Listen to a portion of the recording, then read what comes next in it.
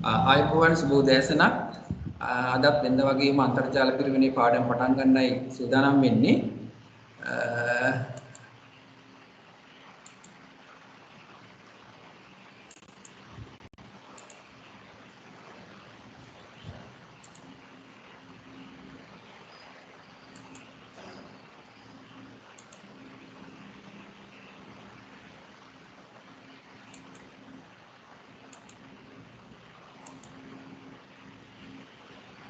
මම අද කතා කරන්න බලාපොරොත්තු වෙන්නේ සෞඛ්‍ය සංරක්ෂණය හා ප්‍රතිශක්තිකරණය කියන පාඩම. අපේ හාමුදුරන්ට පේනවද ඇහෙනවද?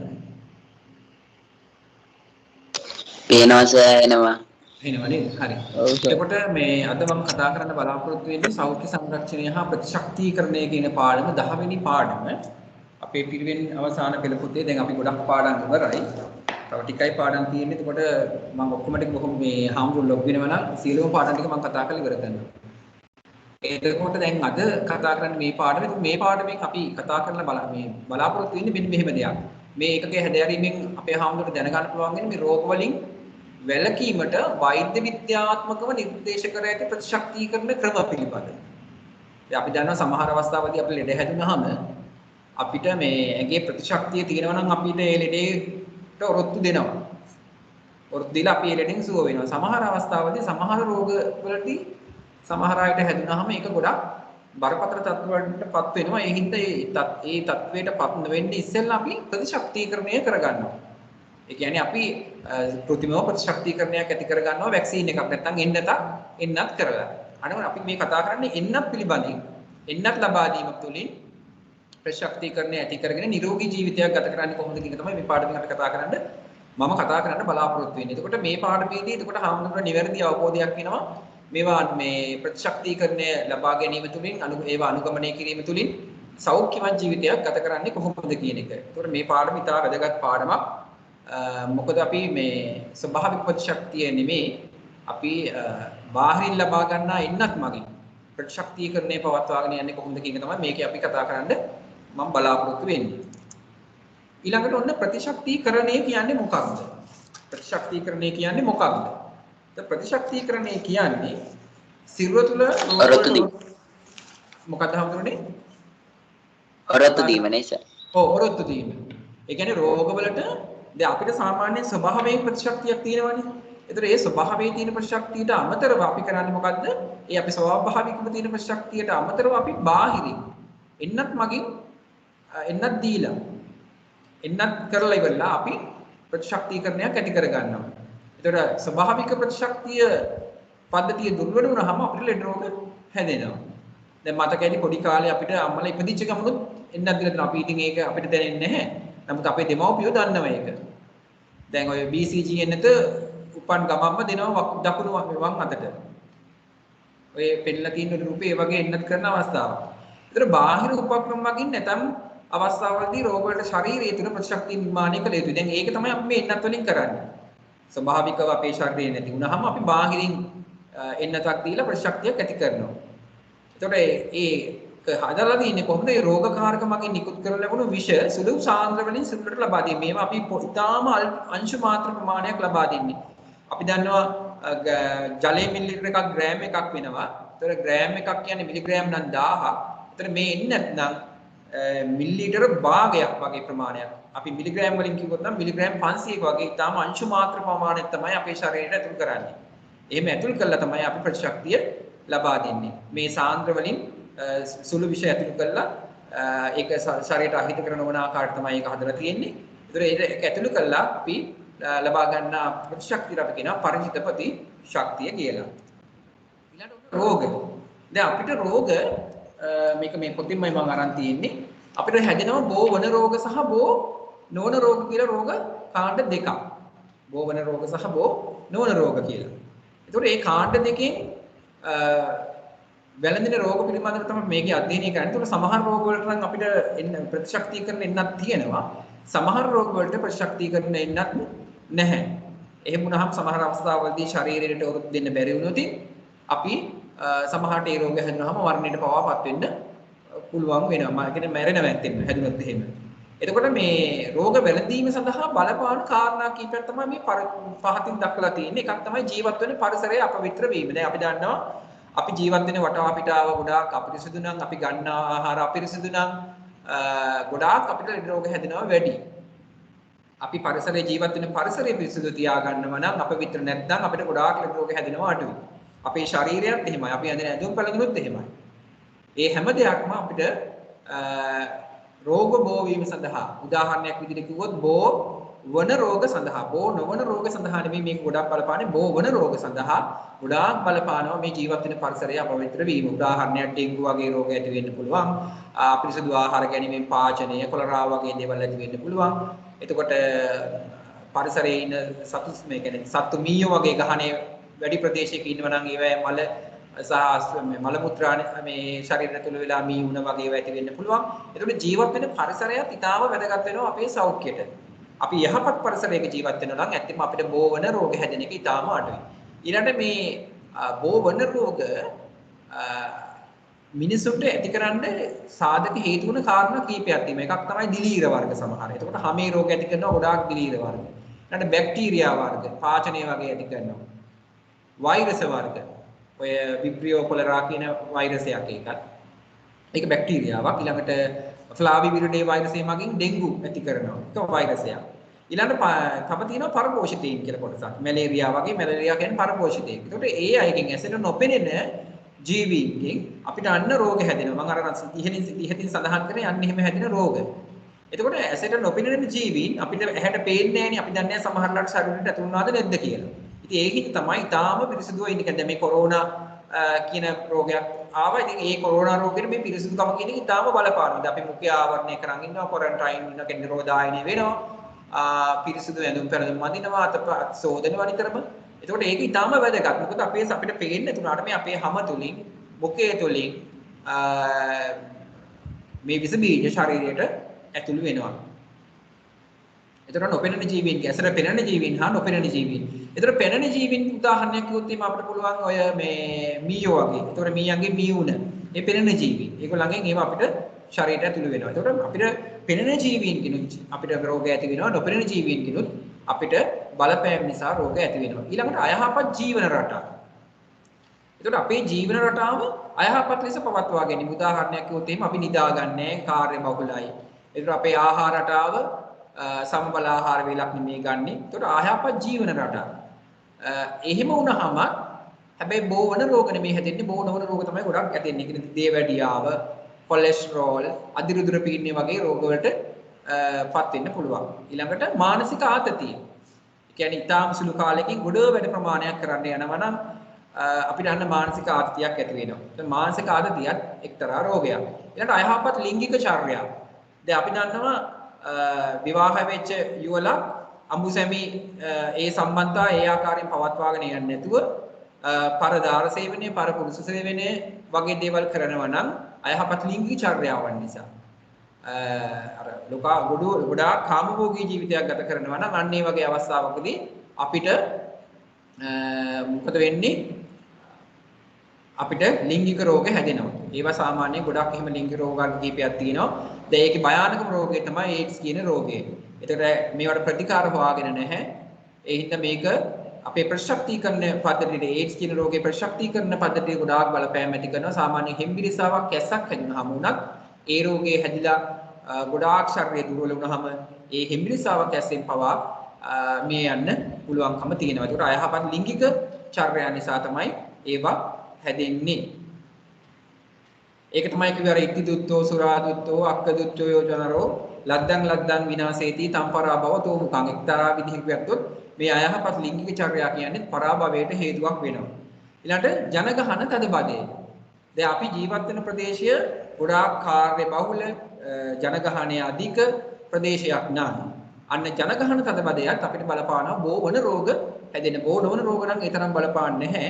බෝ වන රෝග හැදීමට මේ ජනගහන තදබදය කියන එක ඉතාම බලපානවා මේ බෝ වන රෝග සෑදීමට. මොකද එතකොට ඒකීය වර්ගඵලයක් මත නැත්නම් අපි කිව්වොත් ඒකීය වර්ගඵලයක් මත ඉන්න ජනගහන ඝනත්වය වැඩි. ඒක ජනගහන තදබදය කියන්නේ. සුළු ඉඩ ප්‍රමාණයක විශාල ජනගහනයක් ඉන්නවා. අපිට හැරෙන්න යන්න එහෙම යන්නවත් ඉඩක් නැහැ. එතකොට එහෙම වුණාම අපි අර ගොඩාක් ළඟින් ආශ්‍රය කරන නිසා ඇසුරු කරන නිසා අනිත් අයට තියෙන රෝග අපිට හැදෙන්න පුළුවන්කම තියෙනවා. ඉතින් ඒ හින්දා ඔන්න ඔය කියන කාරණා බෝවන රෝග සහ බෝ නොවන රෝග ඇතිවීමට ගොඩාක් බලපානවා. එතකොට මේ කාරණා පිළිබඳව අපි දැනුවත් වෙන්න ඕනේ. විශේෂයෙන්ම බෝවන රෝග හැදෙන්න බලපාන්නේ ජීවත් වෙන පරිසරය අපවිත්‍රීම සහ අපි ගන්න ආහාර රටාව අපේ ජීවන චර්යා ඒ පද්ධතිය තමයි ගොඩක් බලපාන්නේ. ඉතින් ඒ හින්දා අපි යහපත් ජීවන රටාවක් අනුගමනය කරනවා නම් අපි ජීවත් වෙන පරිසරය පිරිසිදු තියෙනවා නම් අපිට කවදාවත් මේ බෝවන රෝග හැදෙන්නේ නැතුව ජීවත් වෙන්න පුළුවන්කම තියෙනවා. ඉතින් ඒ හින්දා අපේ වගකීමක් තියෙනවා අපි ඉතා පිරිසිදුව අපේ ජීවිතය පවත්වාගෙන යන්න. ඊළඟ මේ බහුල රෝග කීපයක් අපිට මේ හම් වෙන ඉතාම බහුල රෝග කීපයක් තමයි මේ තියෙන සෙම්ප්‍රතිශ්‍යාව, පැපොල, සරම්ප, කම්බුල්ගාය, මීඋන, ජැපනීස් එන්සෙෆලයිටිස්, ජල බීතිකාව, ඩෙන්ගු, ඒඩ්ස්, මැලේරියාව, වරවා, පණු රෝග, ක්ෂය රෝගය, නියුමෝනියාව, ලාදුරු පිට ගැස්ම, අතිසාරය, කොලරාව, අලුහම් දඩ දියවැඩියාව, පිළිකා, හෘද රෝග, වකුගඩු රෝග, තැලසීමියාව, ඇතුම, ඔස්ටියෝපොරෝසිස් සහ මානසික රෝග. එතකොට මේ මම මේ දාලා තියෙන්නේ මේක ඇදී ගිහිල්ලා වගේ පෙනේ මම මේක ෆෝන් එකකින් මේ ෆොටෝ එක ගහලා ගත්තේ. එතකොට මේ ස්කෑන් කරලා ගත්තා නම් ගොඩක් මේක ලස්සනට තියෙන්න පුළුවන්. නමුත් මේ රෝග ටික අපිට පිරිවෙන් අවසාන විභාගයේදී තමන් මේ දැනගත යුතු රෝග ටිකක් තමයි මම දාලා තියෙන්නේ මෙතන. එතකොට මේ රෝග පිළිබඳව අපේ හාමුදුරන්ට අවබෝධයක් තියෙන්න ඕනේ. මේක හතර පෙළ පොතේ මේ ගැන අපි දීර්ඝව සාකච්ඡා කරලා තියෙනවා. හාමුදුරුවෝ ඒ ගැන පොඩ්ඩක් ඒ පොත නැවත පරිශීලනය කරලා මේ තියෙන දැනුම වර්ධනය කරගන්න අවශ්‍ය වෙනවා. එතකොට මේ තියෙන රෝග මෙතන දක්වලා තියෙන රෝග සමහර රෝග අපිට බාහිර පරිසරයෙන් ඇතුළු වන විස බීජ මගින් ඇති වෙනවා. සමහර ඒවා අපේ ඇවතුම් පැවතුම් නිසා ඇතිවෙනා වූ රෝග මෙතන මිශ්‍රව දක්වලා තියෙනවා. ඊට ඒක අපි වෙන් කරලා තියෙනවා බෝවන සහ බෝ නොවන රෝග විදිහට. එතකොට බෝවන රෝග හැමතිස්සෙම මම කිව්වා හැදෙන්නේ දිලීර බැක්ටීරියා සහ වෛරස් කියන බාහිර රෝගකාරකයන් නිසා තමයි අපිට බෝවන රෝග හැදෙන්නේ. සෙම්ප්‍රතිශ්‍යාව, පැපොල, සරම්ප, කම්බුල්ගාය, මීඋන ඔය දක්වලා තියෙන රෝග. එතකොට ඒවා බාහිර පරිසරයෙන් අපේ ශරීරයට එක්ක නාසයෙන් ඇතුල් වෙන්න පුළුවන්, එක්ක සමෙන් ඇතුල් වෙන්න පුළුවන්, එක්ක අපේ මේ ප්‍රජනක පද්ධති හරහා ඇතුල් වෙන්න පුළුවන්, සමහරා ඇතුල් වෙන්න පුළුවන්. විවිධ ක්‍රම තියෙනවා. එතකොට එක්ක නාසයෙන් ඇතුල් වෙන්න පුළුවන්, කනෙන් උනත් ඇතුල් වෙන්න පුළුවන්. අපි කන් හාරන හැරුවොත් එහෙම අපිරිසිදු හේකින් කනෙන් විස බීජ ඇතුල් වෙන්න පුළුවන්. එහෙම විස බීජ ගිහිල්ලා පුද්ගලයන් මැරිලා තියෙනවා. එතකොට අන්න ඒවා බෝවන රෝග ඇති වෙන්නේ බාහිර පරිසරයේ ඇති වෙන දිලීර බැක්ටීරියා වෛරස් සහ පරපෝෂිතයන් නිසා. අන්න බෝ නොවන රෝග ඇති වෙන්නේ අර මම ඉස්සෙල්ලා සඳහන් කරා වගේ සමහර ඒවා ප්‍රවේණිකව ගමන් කරනවා. කියන්නේ පරම්පරාවෙන් පරම්පරාවට ගමන් කරනවා. මෙතන උදාහරණයක් විදිහට තියෙන විදිහට තැලසීමියාව කියන රෝගය පරම්පරාවෙන් පරම්පරාවට ආවේනිකව ඥාන මගින් ගමන් කරනවා. අනිත් රෝග නම් මෙතන තියෙනවා අපිට වළක්ව ගන්න පුළුවන් ඔය දියවැඩියාව, පිළිකා, හෘද රෝග, වකුගඩු රෝග, ඇදුම, ඔස්ටියෝපොරෝසිස් සහ මානසික රෝග කියන ඒවා අපිට ප්‍රතිකාර කළා හරි අපේ ස්වස්ථතාව යහපත්ව පවත්වාගෙන යාමෙන් වළක්වා ගැනීමේ හැකියාවක් තියෙනවා. මෙතන සඳහන් කරලා තියෙන තැලසීමියාව, හිමෝෆීලියාව වැනි රෝග අපිට වළක්වන්න බෑ. ඒවා ආවේනිකව, ප්‍රවේණිකව නැත්තම් පරම්පරාවෙන් පරම්පරාවට ගමන් කරන රෝග විදියට හඳුන්වන්න පුළුවන්. එතකොට පරම්පරාවට ගමන් කරන රෝග අපිට හොඳ කරන්න බෑ. නමුත් අර ඒවට ප්‍රතිකාර ක්‍රම මගින් යම් කිසි කාලයක් ජීවත් වීමේ හැකියාවක් ලබා ගන්න පුළුවන් වෙනවා. ඊළඟ මම මේ එක රෝගයක් මෙතන සඳහන් කරනවා මේක ඉතාල වැදගත් හින්දා මේ නියුමෝනියාව කියන බෝවන රෝගයක්. පෙනහැලි ආසාදනය තමයි ගොඩක් මේකෙන් ඇති වෙන්නේ. එතකොට ඒක අපි කියනවා නියුමෝනියාව කියලා. පෙනහැලි තමයි ආසාදනය වෙන්නේ. එතකොට මේක මේ බැක්ටීරියාවකින් තමයි මේ නියුමෝනියාව කියන එක හැදෙන්නේ. ස්ට්‍රෙප්ටොකොකස් නියුමෝනියා කියන බැක්ටීරියාව නිසා. එතකොට මේක මේ බැක්ටීරියාවක් නිසා හැදෙන රෝගයක්. ඒතර වෛරස්, දිලීර සහ ප්‍රොටෝසෝවන් මගින්ද පෙනහැලි ආසාදනය නිසා රෝග තත්ත්ව ඇති වෙන්න පුළුවන්කම තියෙනවා. දැන් ඇත්තෙම ඔය ස්ට්‍රෙප්ටොකොකස් නියුමෝනියා කියන බැක්ටීරියාව ඇතුළු වෙන්න ඕනේ නැහැ. දැන් මම මේක වැඩි හරියක් මෙතන දැම්මේ. සමහර අවස්ථාවලදී අපි මල් පරාගෙම අපි සුවඳ බලන්නේ ඉබිනවා. සමහරට ඒවැ තියෙන්න පුළුවන් බැක්ටීරියා දිලීර වගේ දේවල්. ඒවා අපිට ශ්වසන මාර්ගෙට ගිහිල්ලා අන්න ඒක දිලීරිය අපේ පෙනහළු වල වැඩෙන්න පුළුවන්. එහෙම වුණාමත් ඔන්න නියුමෝනියා තත්ත්වය ඇති වෙන්න පුළුවන්. ඉතින් හරි ප්‍රවේශමෙන් අපි ජීවත් වෙනකොට බොහොම කල්පනාවෙන් ජීවත් වෙන්න ඕනේ. මොකද අපි දන්නේ නැහැ මේවා. දිලීර. සමහර ප්‍රොටෝසෝවා වුණත් එහෙම වෙන්න පුළුවන්. බාහිර පරිසරයෙන් අපේ පෙනහැලුන්ට ඇතුළු වෙන්න පුළුවන්. එහෙම වෙලා නිමෝනියා තත්ත්වය ඇති වෙලා අපිට මරණය සිද්ධ වෙන්න පුළුවන්කමක් තියෙනවා. ඒ හින්දා මතක තියාගන්න ඕනේ සමහර රෝග ඇතිවීමට ඒ තියෙන බැක්ටීරියාව ඇතුළු වෙන්න ඕනේ වෙන හේතුත් බලපාන්න පුළුවන්කමක් තියෙනවා කියන එක. ඊළඟට ඔන්න වන රෝග අපි කිව්වා මේවා පැතිරෙන ආකාර අනුව වර්ග කරලා තියෙනවා. බෝවන රෝග කාරක. බෝවන රෝගවල රෝග කාරක. දැන් ඒ කියන්නේ බෝවන රෝගයක් හැදෙන්න පුළුවන් කොහොමද? මොනවද මේ හැදෙන්න පුළුවන් ක්‍රම? ජලය මගින් හැදෙන්න පුළුවන්, ආහාර මගින්, වාතය මගින්, ලිංගික සම්බන්ධතා මගින්, ස්පර්ශයෙන් සහ සතුන් මගින්.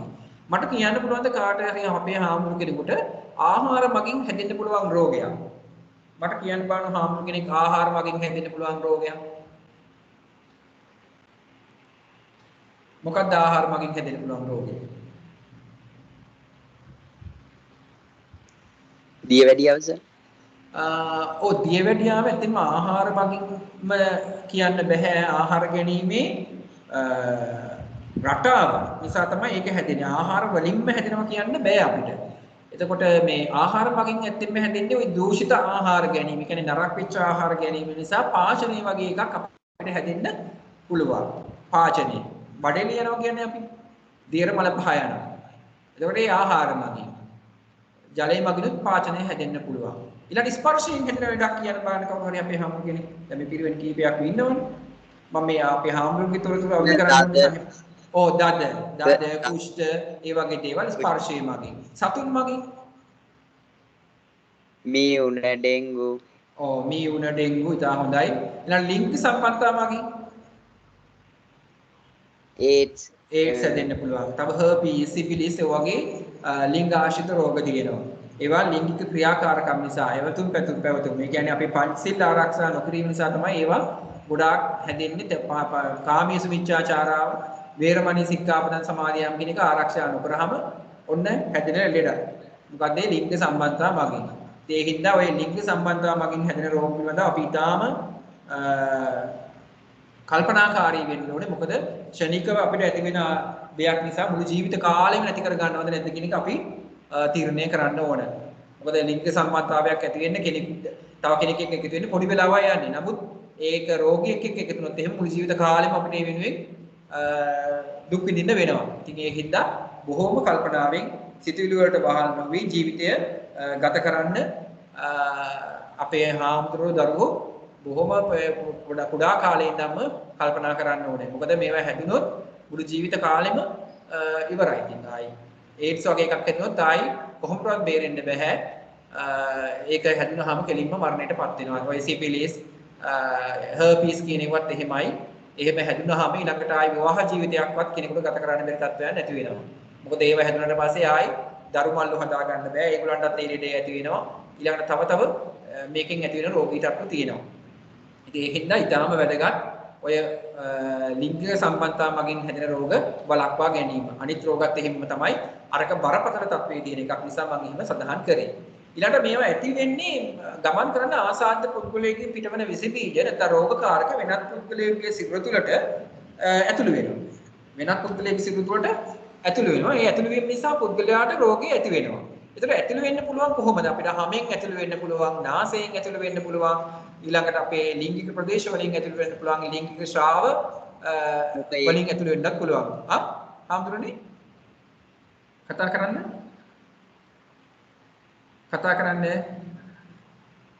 මොකක් හරි ඇහුවද? හරි.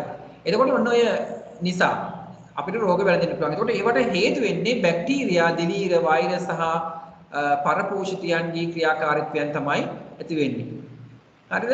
එතකොට මේ ඔන්න ඔය කාරණා ටික මතක තියාගන්න ඕනේ. දිලීර, බැක්ටීරියා, වෛරස් සහ පරපෝෂිත කියන ආකාර හතරකින් තමයි බෝවන රෝග හැදෙන්නේ. දැන් විභාගයට හවුවොත් එහෙම බෝවන රෝග සෑදීමට බලපාන ප්‍රධාන රෝගකාරක නම් කරන්න. මොනවද කියන්නේ අපි අහුවොත්?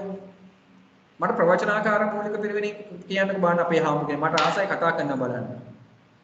මේ ඉන්නවනේ විද්‍යාර්ථිනික විද්‍යායතන පිරිවෙන ඉන්නවා. මට කවුරු හරි මේ පිරිවෙන්ට ඉන්න හාමුදුරුවෝ කෙනෙක් කවුරුද කියන්නේ මම අනිත් අපේ මේ ධම්මිත පිරිවෙනේ හාමුදුරුවෝ තමයි මාත් එක්ක හැමදාම කතා කරන්නේ. මම ඉතින් අර අපේ හාමුදුරුවෝ මට පේන්නත් නැහැනේ. ඉතින් ඒ හින්දා මම හඬවත් අහන්න කැමතියි. පොඩ්ඩක් කියන්න බලන්න කතා කරලා. විද්‍යාතිලක විද්‍යායතන පිරිවෙනක් තියෙනවා. ඊළඟට ප්‍රවචනාකාර මූලික පිරිවෙන තියෙනවා. මට කියන්න බලන්න තවත් තියෙනවා පිරිවෙන. සදහම් සෙවණ කියලා පිරිවෙනක් තියෙනවා. මට කවුරු හරි එහෙම කතා කරලා හාමුදුරුවෝ උත්තර දෙන්න. මට ඒතර මේ පාඩම සම්බන්ධ කරගෙන හාමුදුරුවෝ සාකච්ඡාවම ස්වරූපයෙන් මේ පාඩම හොඳට ගෙනියන්න පුළුවන්.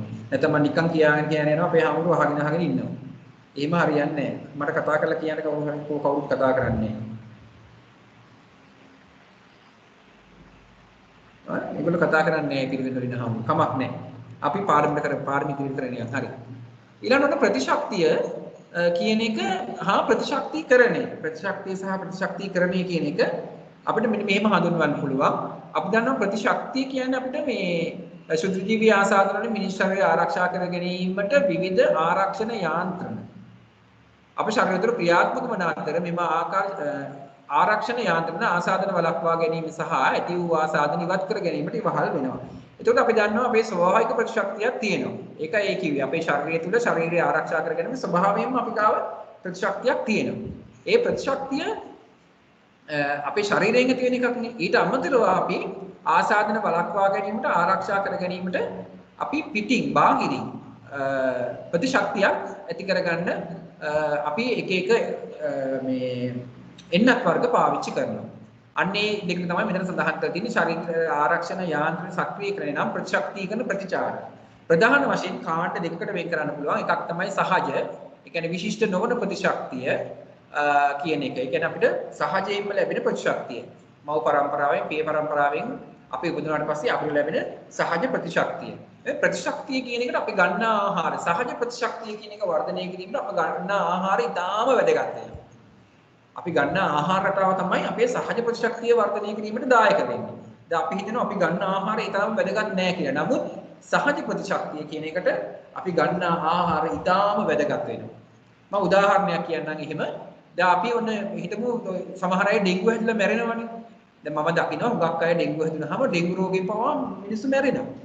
දැන් ඇත්තෙන්ම අපේ ওই දේශීය ආහාර රටාවේ සමහර ආහාර වර්ග තියෙනවා අපේ ප්‍රතිශක්තිකරණ පද්ධතිය ඉතාම ශක්තිමත් කරන ආහාර වර්ග. ඒතකොට මේ ශක්තිමත් කරන ආහාර වර්ග ගන්නකොට උදාහරණයක් අපි ගත්තොත් එහෙනම් ඔය ඩෙන්ගු රෝගින් එහෙම හැදුනහම අපි කියනවා ඔය පොලොස් ගැට තප්පල එහෙම වතුර දෙන්න කියලා නේද?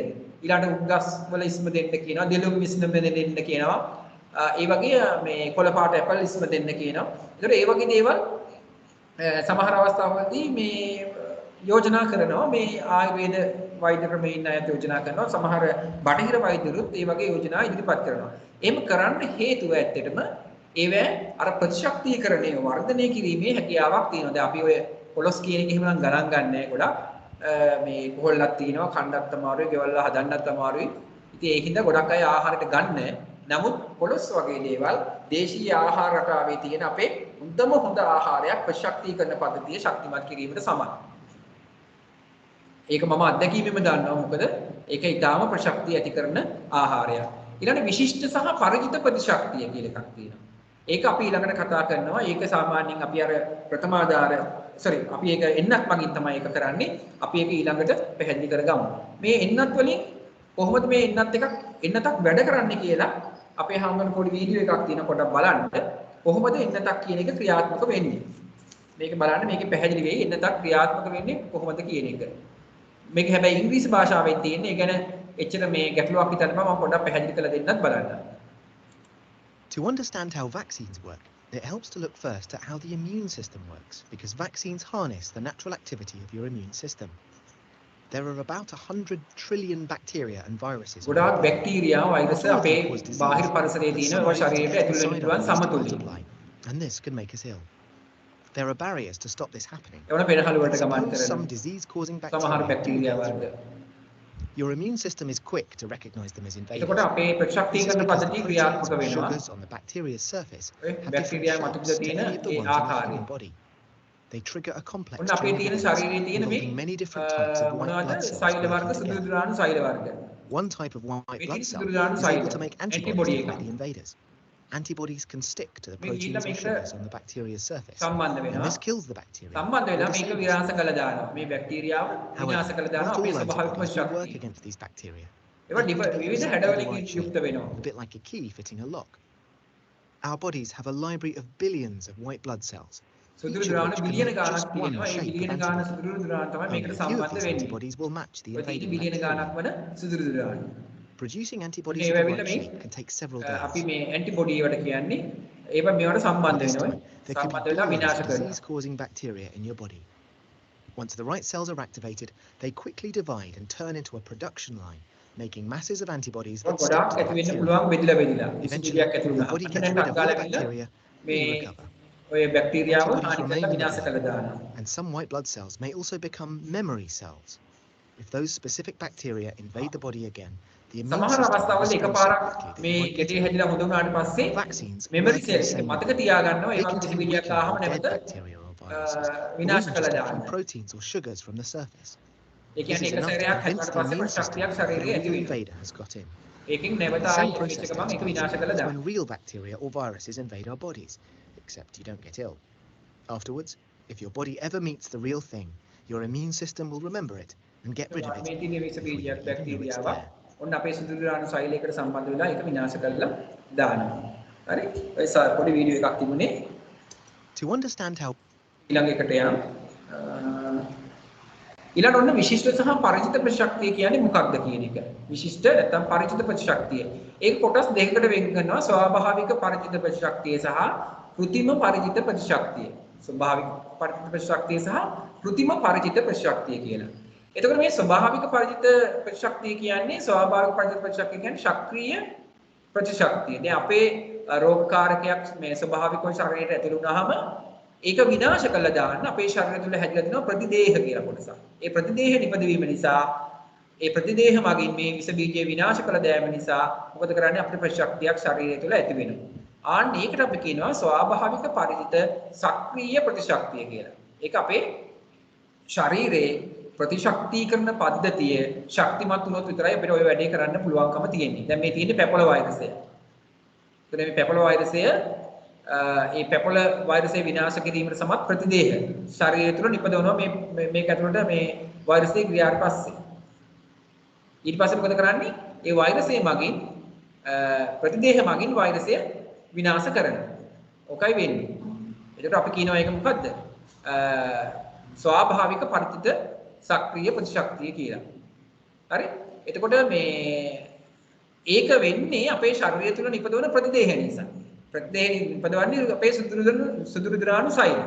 ඒ සුදුරු ද්‍රාවණ සෛල වලින් තමයි මේ ප්‍රතිදේහ නිපදවලා මේ පැපොල වෛරසය වගේ ඒවා මේ විනාශ කළා දාන්නේ. මේ එක උදාහරණයක් තමයි මේ දක්වලා තියෙන්නේ. ඒ වගේ ස්වාභාවික මේ පරිචිත ප්‍රතිශක්තියින් ඔය වගේ ශරීරය තුළ විශාල වශයෙන් ඔය වගේ රෝගකාරක සඳහා ප්‍රතිදේහ නිපදවලා ඒවා ස්වභාවිකව විනාශ කළා දානවා. ඊට පස්සේ ඒ විනාශ කළ දැම්මට පස්සේ නැවතත් ඒ වගේ විස බීජයක් නැවතත් පැපොල වෛරසයක් වගේ ඇති වුණොත් අන්න ප්‍රතිදේහ ශරීරය තුළ තියෙනවා. ඒකට ටක් ගාලා මේක මේ ආපහු නැවතත් මේ වෛරසය ඇතුළු වුණාට පස්සේ ප්‍රතිදේහ මගින් මේක හඳුනාගෙන විනාශ කළ දැමීමේ ශක්තියක් අපේ ශරීරය තුළ ඇති වෙනවා. ආන්න ඒකට අපි කියනවා සක්‍රීය ප්‍රතිශක්තිය කියලා. එතන පැපොල එකක්. ඊළඟට ස්වාභාවික පරිචිත අක්‍රීය ප්‍රතිශක්තිය. ස්වාභාවික පරිචිත අක්‍රීය ප්‍රතිශක්තිය මොකක්ද ඒ කියන්නේ? රෝගකාරකයා තම සිරුරට ඇතුළු වීමකින් තොරව වෙනත් ධාරකයෙකු විසින් ස්වාභාවිකව නිපදවන ලබන ප්‍රතිදේහ තමාට ලැබීමෙන් නැතිවන ප්‍රතිශක්තිය.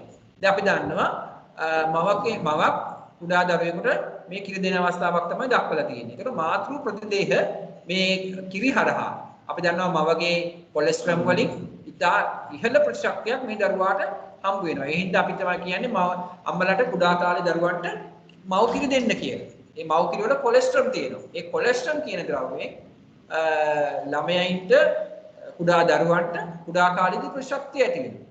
ඒකට අපි කියන්නේ අක්‍රීය ප්‍රතිශක්තිය කියලා. එතකොට රෝගකාරකයා ශරීරයට ඇතුළු වෙන්න ඉස්සෙල්ලා මව විසින් ලබා දෙන කිරි මගින් ඒවැය තියෙන කොලෙස්ටරෝල් මගින් ලොකු ප්‍රතිශක්තියක් දරුවෙකුට මේ ලැබෙනවා. ඒක රෝගකාරකයේ ඇතුළු වීමෙන් නෙමෙයි ලැබෙන්නේ. රෝගකාරකයේ ඇතුළු වීමට පෙර මවගේ ස්වාභාවිකව නිපදවන ප්‍රතිදේහ මගින් දරුවාට ලැබෙනවා. මාතෘ ප්‍රතිදේහ. අන්න ඒකට අපි කියනවා ස්වාභාවික පරිචිත නැත්නම් අක්‍රීය ප්‍රතිශක්තිය. ඊළඟ કૃතිම පරිචිත ප්‍රතිශක්තිය ආකාර දෙකක් තියෙනවා. එකක් තමයි કૃතිම පරිචිත සක්‍රීය ප්‍රතිශක්තිය කියලා එකක්. ඒක තමයි ප්‍රචණ්ඩතාව අඩපණ කරන ලද ශුද්ධ ජීවි අවලම්බන වල નિયમિત මාත්‍රාවක් එන්නත් කිරීම. දැන් අපි සාමාන්‍යයෙන් ඔය එන්නත් කරන්නේ. අන්න ඒක. ඒ එන්නත් මගින් අපි ලබා ගන්නවා ප්‍රතිශක්තිය. උදාහරණයක් ප්‍රතිශක්තිකරණ එන්නත් පෝලියෝ එන්නත. ඒ පෝලියෝ මුඛ එන්නත මගින් මේ કૃතිම පරිචිත සක්‍රීය ප්‍රතිශක්තිය අපිට ලබා ගන්න පුළුවන්. ඒක નિયમિત මාත්‍රාවක් තියෙනවා. ඒ මාත්‍රාව ගැනීමෙන් තමයි අපි පෝලියෝ වෛරසයට එරෙහිව ප්‍රතිදේහ ශරීරය තුළ ඇති කළා පෝලියෝ වෛරසයට යහපත් ආකාරයට මුහුණ දෙන්න පුළුවන් ආකාරයක් හදාගන්න. ඒ වගේ පෝලියෝ මුඛයෙන්ද මාස 2ෙදි දෙනවා, ඊළඟට මාස 6ෙදි දෙනවා, ආපහු අවුරුදු 5ෙදි මාත්‍රා 3කින් දරුවන්ට ලබා දෙනවා. එතකොට දෙමව්පියෝ දරුවන්ට මේවා මේ අදාළ මාත්‍රාව අදාළ වයසේදී දීම ඉතාම වැදගත් වෙනවා. මොකද අර ප්‍රතිශක්තිකරණ පද්ධතිය සැරින් සැරේ මාත්‍රා කීපයකින් දීලා මොකද කරන්නේ? ඒ ප්‍රතිශක්තිකරණ පද්ධතිය ශක්තිමත් කරන එකයි කරන්නේ. එතකොට ඒ ප්‍රතිදේහ සැරින් සැරේ අපි එන්නත දීලා ප්‍රතිදේහ ඇතිවීමේ හැකියාව වර්ධනය කරනවා. ආන්න ඒකට අපි කියනවා કૃතිම පරිචිත ශක්තිය ප්‍රතිශක්තිය කියලා. ඊළඟ કૃතිම පරිචිත අක්‍රීය ප්‍රතිශක්තිය කියලා එකක් තියෙනවා. වෙනත් ප්‍රභවයකින් නිස්සාරණය කරගත් ප්‍රතිදේහ કૃතිමව ලබා දීමෙන් ප්‍රතිග්‍රාහකයා තුළ ප්‍රේරණය වෙන తాවකාලික ප්‍රතිශක්තිය. ප්‍රතිටෙනස් අපි දැන් ඔය සාමාන්‍යයෙන් කියන්නේ යකඩනයක් එහෙම වෙනවාම අපි ටෙනස් එන්නද ගහ ගන්නවා කියලා. ඒතර ඒක මේ බාහිර ප්‍රභවයකින් තමයි ඒක අපි හදාගන්නේ. ඒක අපි බාහිර ප්‍රභවයකින් හදලා නිස්සාරණය කළා ඒක કૃතිමව අපි ලබා දෙනවා. අර එන්නත් විදිහට තමයි ලබා දෙන්නේ. එතකොට ඇතිවෙන එකට අපි කියනවා මොකද්ද? ප්‍රේරණය වෙන తాවකාලික ප්‍රතිශක්තිය. සාමාන්‍යයෙන් ඔය ටෙනස් එන්නත කියන ප්‍රතිශක්තිය අවුරුදු 5ක පමණ කාලයක් තියෙනවා. ඒකයි ඔය తాවකාලික කිව්වේ. මාසයක් දෙකක් නෙමෙයි සාමාන්‍යයෙන් ටෙටනස් එන්නත TT එන්නත මගින් ප්‍රතිශක්තිකරණය අවුරුදු 5ක් පමණ ලබා දීමේ හැකියාවක් තියෙනවා. මායි මේ තව පොඩි වීඩියෝ එකක් තියෙනවා එකක් බලන්න. මේකෙත් හාමුදුරන්ට මේ ඉංග්‍රීසි භාෂාවෙන් තියෙන නමුත් පොඩක් විස්තර කරලා දෙන්න. බලන්න වෛරසයක් බැක්ටීරියාවක් ශරීරයට ඇතුළු වෙන්නේ කොහොමද? When a pathogen, a virus or a bacterium is introduced into the body, it multiplies and attacks cells. This is known as an infection.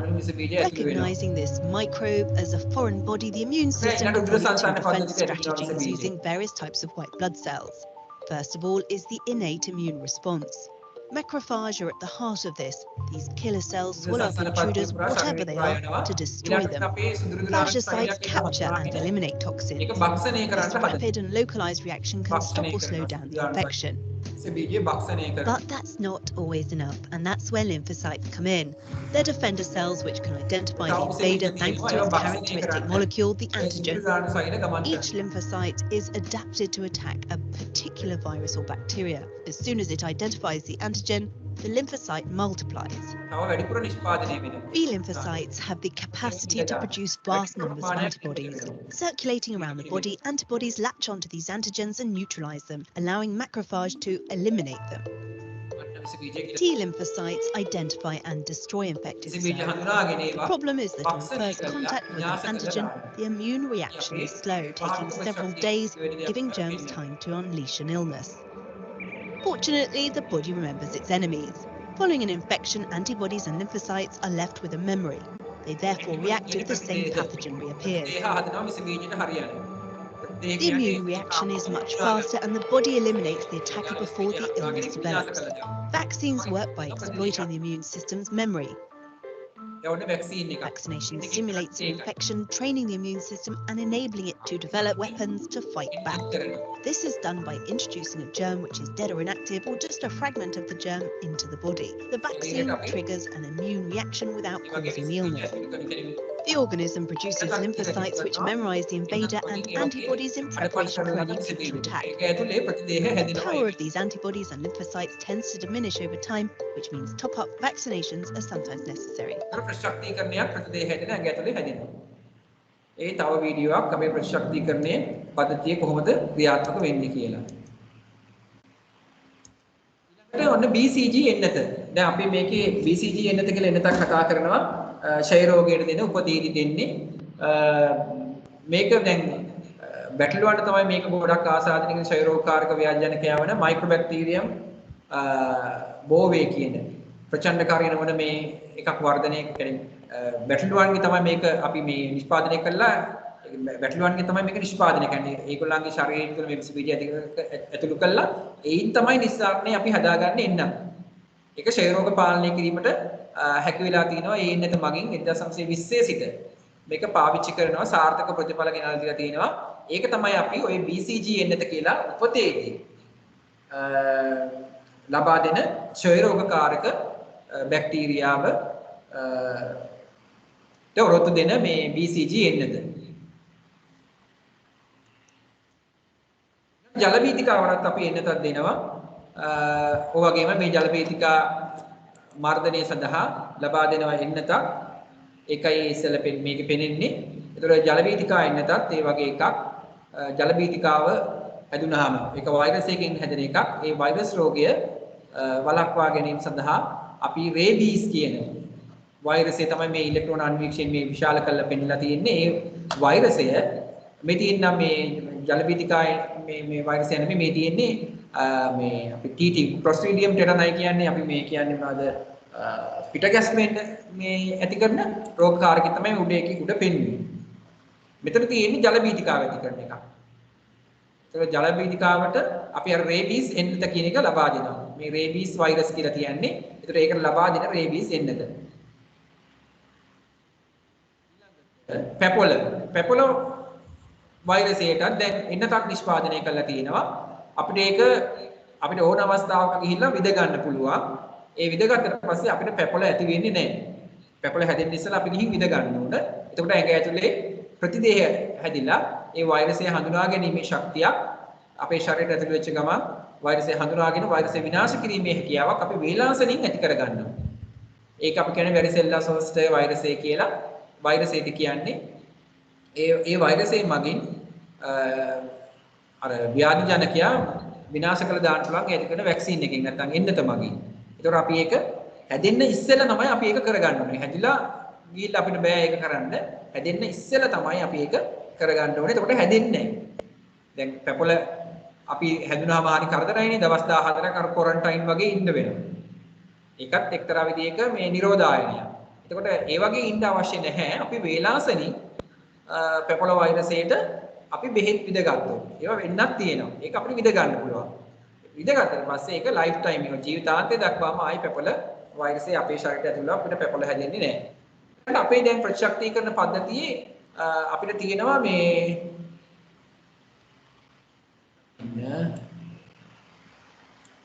ප්‍රතිශක්තිකරණ පද්ධතිය අපේ ශ්‍රී ලංකාවේ ප්‍රතිශක්තිකරණ පාලනයට කරන මේ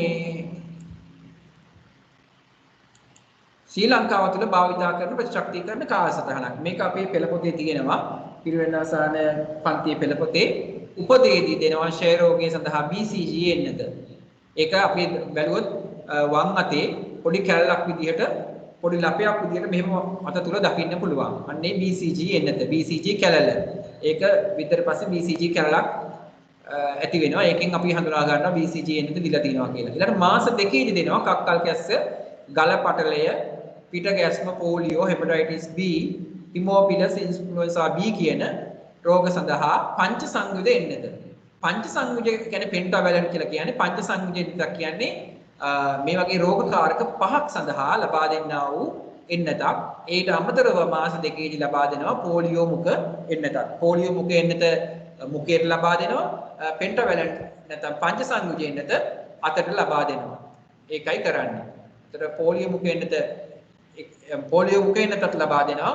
පංච සංයුජ එන්නතත් පළමු වාරයේ පළමු ඩෝස් එක කියලා අපි කියනවා. පළමු වාරයේ මාස දෙකේදී ලබා දෙනවා. ඊළඟ මාස 4 අවසානයේදී ආයි ඉහත රෝග සඳහා මේ කියන්නේ කක්කල් කැස්ස, ගල පටලය, පිට ගැස්ම, පෝලියෝ, හෙපටයිටිස් B, ඉන්ෆ්ලුවෙන්සා B කියන එකටම ආයි දෙවන වර අර පංච සංයුජ ආයි දෙවන වරත් එන්නත් කරනවා.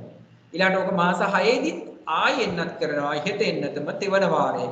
මේ හැම වාර කිහිපයකින් එන්නත් කිරීමෙන් බලාපොරොත්තු වෙන්නේ ප්‍රතිශක්තිකරණ පද්ධතිය ශක්තිමත් කිරීම. ප්‍රතිශක්තිකරණ පද්ධතිය ශක්තිමත් කිරීම තමයි අපේක්ෂාව. එතකොට ජීවිතාන්තය දක්වාම අපිට රෝග වලින් ආරක්ෂා වෙලා ඉන්න පුළුවන්කම තියෙනවා. ඔය කියන රෝග වලින්. එතකොට මේ කීප විටක් ලබා දීමෙන් කරන්නේ අර ප්‍රතිදේහ කීප විටක් ශරීරය තුළ සකසන අවස්ථාව දීලා ශරීරයට ස්ථිරම ප්‍රතිශක්තියක් ඇති කිරීම. ඊට මාස 9ේදී සරම්ප රුබෙල්ලා කම්බුල්ගාය කියන රෝග තුන සඳහා MMR කියන එන්නත ලබා දෙනවා. measles, mumps, measles, rubella කියන මේ රෝග තුන ඉංග්‍රීසියෙන් හඳුන්වන අකුරු වලින් තමයි මේ MMR කියලා අරන් තියෙන්නේ. measles, mumps, measles, rubella කියන මේ rubella කියන rubella mumps, measles, rubella කියන නම් තුනෙන් තමයි ඔය MMR එන්නත අරගෙන හදාලා ඒ අකුරු තුන අරගෙන තමයි එන්නත හදලා තියෙන්නේ. ඒකෙන් අදහස් කරන්නේ සරම්ප රුබෙල්ලා කම්බුල්ගාය කියන එක. ඊළඟ අවුරුදු 1ේදී ජැපනීස් එන්සෙෆලයිටිස් කියන එන්නත ලබා දෙනවා. JE එන්නත කියලා අපි ඒක හඳුන්වනවා. ඊළඟ මාස 1ේදී අවුරුදු 1යි මාස 6ේදී ආයෙ දෙනවා කක්කල් කැස්ස ගලපටලේ පිටගැස්ම පෝලියෝ කියලා. ඒ රෝග හතරට ත්‍රිත්ව එන්නත සහ ආයෙ නැවත පෝලියෝ මුඛ එන්නත මාත්‍රාවක් ලබා දෙනවා අවුරුදු 1යි මාස 6ේදී. ඊට අවුරුදු 3 සම්පූර්ණ වුණාම සරම්ප රුබෙල්ලා කම්බුල්ගාය ආපහු ලබා දෙනවා MMR එන්නත දෙවන මාත්‍රාව. ඒතර මාත්‍රා දෙකකින් අර තවත් ආයෙ එක ස්ථාවර කරන්න තමයි එහෙම ලබා දෙන්නේ. අවුරුදු 5ේදී ගලපටලේ පිටගැස්ම පෝලියෝ කියන එන්නත ලබා දෙනවා. මුඛ එන්නත පෝලියෝ දෙනවා. අනිත් ද්විත්ව එන්නත දෙනවා ගලපටලේ පිටගැස්මට. ඊළාට අවුරුදු 12දී පිටගැස්ම ගලපටලේ ලබා දෙනවා. පිටගැස්ම හා වැඩිහිටි දිප්තීරියා එන්නත කියන එක. ඒක ලබා දෙනවා අවුරුදු 12දී දරුවන්ට. ඊළාට මේ තියෙන්නේ මේ වගේ ලබා දෙන එන්නත් කිහිපයක්. ඔය පළවෙනි එක BCG එන්නත ඉස්සෙල්ලා කිව්ව ෂෙය රෝගය සඳහා ලබා දෙන. ඊළාට ඩිප්තීරියා, ටෙටනස් ඔය ආදී වශයෙන් ඔය දක්වලා තියෙනවා රෝගවලට ලබා දෙන එන්නත් කිහිපයක්. මේක දැනගන්න ඕන දේ තමයි මේවා ඊටාම කුඩා මාත්‍රා දෙනවා නෙමෙයි 0.5 ml මිලිලීටරයකිනුත් භාගයයි. මේවා දෙන්නේ මිලිලීටරෙනුත් භාගයයි දෙන්නේ. දැන් මේක තියෙන්නේ සිංගල් ඩෝස් නේ. tetanus and diphtheria, toxoid adsold. එතන මේක අවුරුදු 7න් ඉඳන් වැඩිහිටි දක්වා අයට දෙන්න පුළුවන් වෙන්න. එතකොට මේ tetanus කියන්නේ ඔය අපි කියන්නේ මොකක්ද ඒකට කියන්නේ මේ පිටගැස්මයි diphtheriaවට. එක ඩෝස් එකයි එකපාරයි එන්නත් කරගන්න ඕනේ අවුරුදු 4 සහ 7 සිට වැඩිහිටි අයට දක්වා. එතන මේ එන්නත් දෙන්න ඕන වයසකුත් තියෙනවා. ඒකත් අපි පොඩ්ඩක් දැනගන්න ඕනේ. මම මේ එහෙම දෙන එන්නත් ටිකක් මේ දාලා තියෙන්නේ. මේවා ඊටාම සුළු මාත්‍රා දෙන මේ හැම එකම මේ 0.5 ml. මෙතන දාලා තියෙන්නේ 0.05 ml. ඊටාම කුඩා මාත්‍රාවක්. විශාල ප්‍රමාණයේ මේ පොලියෝ මොකෝ එන්නත් දෙන අවස්ථාව. මේ පොලියෝ වැක්සීන් එක එන්නත. ඊට MMR එන්නත. ඔය ආදී වශයෙන් මේ කියන එන්නත් අපිට විවිධ අවස්ථාවලදී ලබා දෙනවා විවිධ වයස් පරතරයන් වලදී අපේ ශරීරය ලෙඩ රෝග වලින් ආරක්ෂා කිරීමට. ඊළඟ මේ ලෙඩ රෝග වලින් අපිට වළක්වා ගැනීමට අපේ ස්වස්ථතාව වැදගත් වෙනවා. මොනවද අපි කරන්න ඕනේ? මේ ලෙඩ රෝග වලින් ආරක්ෂා වෙන්න.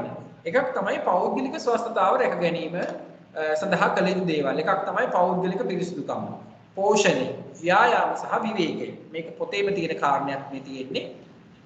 ඒතර පෞද්ගලික පිරිසිදුකම මම අර ඉස්සෙල්ලා කිව්වා වගේ අපිට සෑම බෝවෙන රෝගයක් සඳහාම බලපාන්නේ පෞද්ගලික පිරිසිදුකම. කෑමට පෙර හා පසුව සබන් ගාත සේදීම. ඇත්තටම අපි එහෙම කරන්නේ නැහැ. කෑමට ඉස්සෙල්ලා අපි අත සබන් දාලා හොදන්නෙත් නැහැ. පස්සේ සබන් ගාලා හොදන්නෙත් නැහැ. එහෙම වුණාම මොකද වෙන්නේ? අපේ අතින් දැන් අපි ඇත්තම අර මේ කොරෝනා වෛරසය නැත්නම් COVID-19 ආවට පස්සේ අපි නිතරම අත් හොදන්න ගත්තා. ඒක හින්දා අපිට ඇත්තම වෙන රෝග වෙන අපිට හැදෙන තියෙන රෝගات දැන් අඩු වෙලා තියෙනවා. බාහනකදී අපි මාස්ක් එහෙම දාගෙන නිතරම ඉන්නවා. අපිට දැන් අර සොසල් රෝග ඉස්සෙල්ලා වගේ හැදෙන හෙම්බිරිසාව, කැස්ස, ඇදුම, හතිය වගේ දැන් අඩු වෙලා තියෙනවා. ඒ මොකද අපේ විස බීජ ශරීරය තුළට ඇතුළු වීමේ හැකියාව දැන් ගොඩක් අඩු වෙලා තියෙනවා. එකක් අපේ අතින් ශරීරයට ලෙඩ රෝග ඇතුළු වෙන එක දැන් අඩු වෙලා තියෙනවා අත් සබන් දාලා සෝදන නිසා. ඊළඟට මාස්ක් එකක් භාවිතා කරන මුඛාවරණයක් භාවිතා කිරීම නිසා සොසන රෝගත් අඩු වෙලා තියෙනවා. ඊළඟට උදේ හා රාත්‍රියේ කෑමෙන් පසු දත් මැදීම තාම වැදගත්. දැන් හුඟක් අය දත් මදින්නේ නැහැ. රැයට එහෙම අපි කෑම කාලේ එහෙම නිදා ගන්නවා. ඊට පස්සේ ටික කාලයක් ගිහලා කියනවා මගේ දත් පණුව කාලා කියලා. ඒ පණුව කියලා જાතියක් නැහැ. අපි ගන්න ආහාර වලින් හැදෙන ඇසිඩ් ආම්ලික ගතිය නිසා ඒ දත් දිරාවට යාමටපත් වෙනවා. ඊට පස්සේ අපි ඒවා පුරවලා නැවත තියාගන්න පුළුවන්. කවදාවත් දත් ගලවන්න යන්න එපා. දත් ගලවනවා කියන එක හරිම අපරාධයක්. මොකද ආයි දත් අපිට ලැබෙන්නේ නැහැ. වැඩිහිටි කාලෙන් දත් දාම හොඳම දේ තමයි ටිකක් අධික වේදමක් යනවා. දත් පුරවලා තබා ගැනීම. ස්නායු පිරවුම දක්වාම පුරවලා දත් ආරක්ෂා කර ගන්න ඕනේ. මේ දත් නිකන් පණුව කැව කියලා ගලවලා අහක් කරන්න යන්න එපා කවදාවත්. ඒ දත් නැවත පුරවලා අපිට මරණය දක්වාම පාවිච්චි කරන්න පුළුවන්. ස්නායු ප්‍රෝමත් කරන්න පුළුවන්. දත් හිටවන්නත් පුළුවන්. ඒ තරමට තාක්ෂණය දියුණුයි. ඉතින් ඒකින්ද දත් කැක්කුම වෙච්ච ගමන් ගිහිල්ලා දත් දොස්තරට කියලා අනේ මේ දත ගලවලා දාලා කියන්න එපා කවදාවත් දත් පුරවන්න. ඒවට හැබැයි ටිකක් ලොකු වේදමක් යනවා. සාමාන්‍යයෙන් මේ වගේ දතක් නරක වෙච්ච දතක් ජීවිතාන්ත දක්වා නඩත්තු කරන්න ලොකු වේදමක් අපිට යන්න පුළුවන්. මොකද දත්ත බදාමේ සැරිසරේ ගැලවෙන්න පුළුවන්. නැවත ඒකට පුරවන්න වෙනවා. එහෙම වුණත් එහෙම කර හරි දත නොගලවා තබා ගැනීමට වග බලාගත යුතු වෙනවා. නැත්තම් අපේ ඔක්කොගෙම දත් ගලවලා ලොම්බු කටවල් තමයි ඉතුරු වෙන්නේ. අපිට hina වෙන්නවත් බෑ ලැජ්ජයි මෙහෙම වහගෙන තමයි hina වෙන්නේ. අපි දත් ගලවන්නනේ. ඒක කවදාවත් දත් ගලවන්න යන්න එපා. පණුව කණ්ඩක් දෙන්න එපා. හොඳට දත් මැදලා දත් ආරක්ෂා කරන්න. දත් මදින කොටත් මේ උඩ පහළ තමයි මදින්න ඕනේ. මේ අතර මිනිස්සුන් දත් මදින්න හොඳ නෑ. ඔක තුනේ පෙළ පොතේ පෙන්නලා තියෙනවා දත් මදිය යුතු ආකාරය. ඒකට දත් මදිනකොට අපි තද කරලා මේ අතර මදිනවා. ඒ අතර මැද්දොත් මේ දත් ගෙවිලා වලවල් වගේ හැරෙන්න පුළුවන්. ඉතින් ඒ හින්දා මේ හරහට දත් මදින්න එපා කවදාවත්.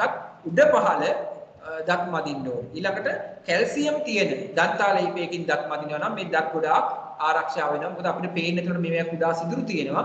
කැල්සියම් සහිත දන්තාලේපයකින් දත් මැද්දොත් ඒ සිදුරු වැහිලා අපිට දත් කැක්කුම නැතුව යනවා. දත් කැක්කුම තියෙන කෙනෙක් කැල්සියම් සහිත දන්තාලේපයකින් දත් මැද්දොත් ඒකට විසඳුමක් ලැබෙනවා. දත් කැක්කුම අඩු වෙනවා. කැල්සියම් සහිත ආහාර ගන්නවා නම් දත් සවුතු වෙන්නේ නැහැ. දැන් පලා වර්ග වලත් ගොඩක් කැල්සියම් දෙන කතර මුරුංගා වගේ මේ පලා වර්ග වල ගොඩාක් කැල්සියම් තියෙනවා. ඉතින් ඒ හින්දා දත් කියන එක ඉතාම වැදගත්. කවදාවත් දත් ගලවන්න එපා. මම දන්නවා මේ පොඩි හාමුදුරුවෝ පවා දත් ගලවනවා. ඒ ගලවන එක කරන්න එපා. කවදාවත් පුරවලා තියාගන්න දත් පරිස්සම් කරගන්න මුළු ජීවිත කාලෙටම Tamanට ලැබිච්ච දත් ටික ඕන දෙයක් කන්න බොන්න අපිට තියෙන්නේ දත්. ඊළඟට හිස නියපොතු නිසි ලෙස පවිත්‍රව තබා ගැනීම. හිසත් හොඳට සෝදලා පීරලා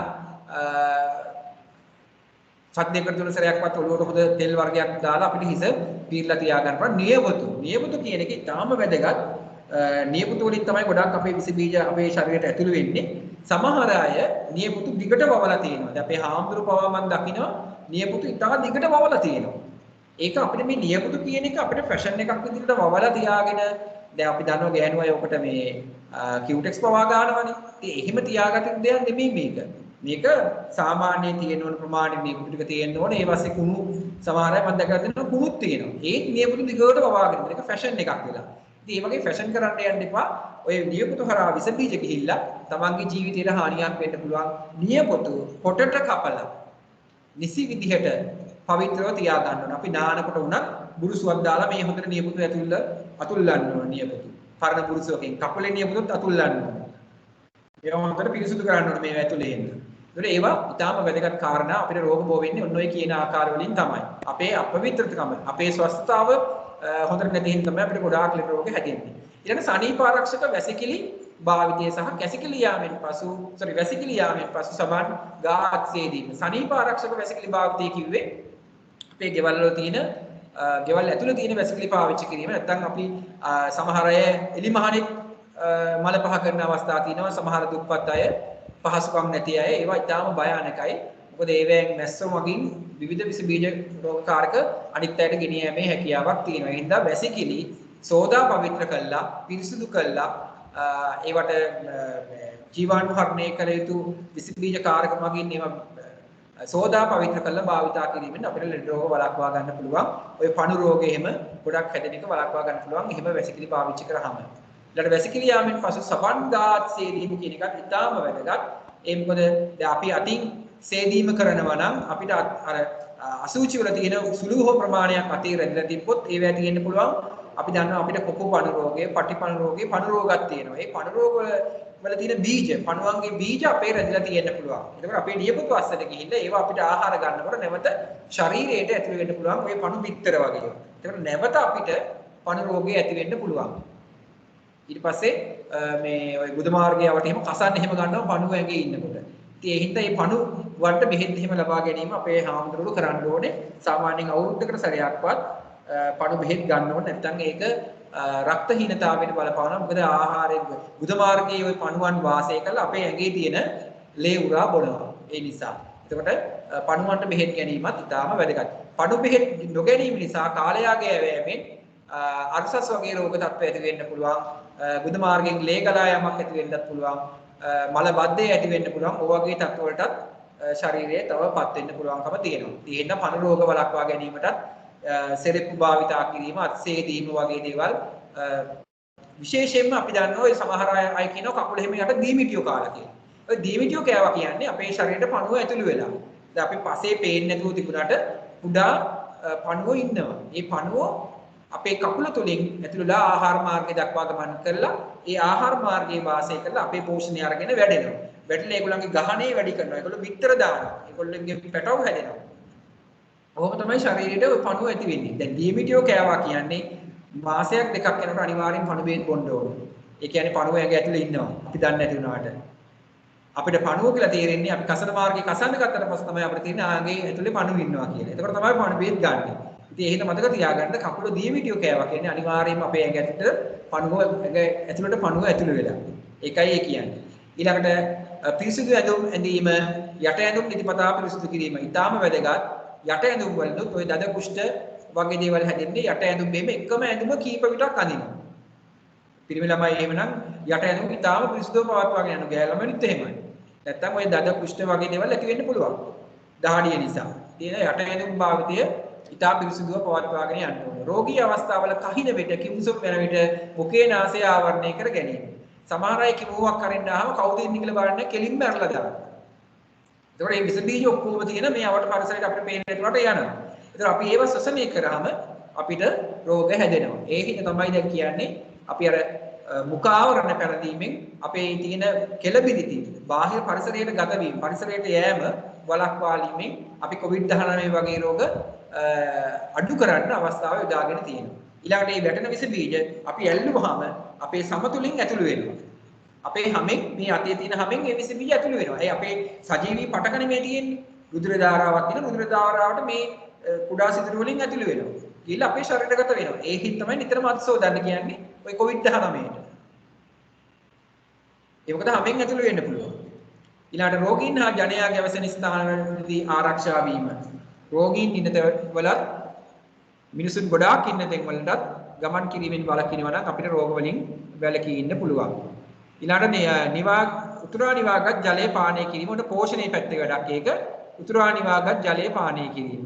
ඒකත් ඉතාම වැදගත්. අපි දන්නවා ජලය දැන් අපේ ලිඳකින් ඇදලා ගන්න වතුර නම් ඔය ගැටලුව නැහැ. ඒවා පිරිසිදුයි. අපි වෙන ටැප් මාර්ගයකින් නල මාර්ගයකින්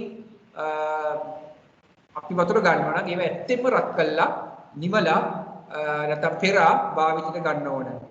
ඔය නල ජලයෙන් එන ඒවා නල ජලය බලන්නකෝ අපි ඔය මේ ටැප් නලයේ හිම වලින් එන ජලය කොච්චර දුඹුරු පාටක් එනවද කියලා රෙදි කැල්ලකට ගහලා තියෙන පෙරහන් කඩක්කට ගහලා තියෙන දවස් කිහිප ඒකේ ලොකු මඩ ප්‍රමාණයක් එනවා. ඉතින් ඒ හින්දා ඒවා පෙරලා ෆිල්ටර් කරලා පිරිසිදු කරලා තමයි පානය කරන්න ඕනේ. නැත්නම් අපිට ලෙඩ රෝග හැදෙන්න පුළුවන්.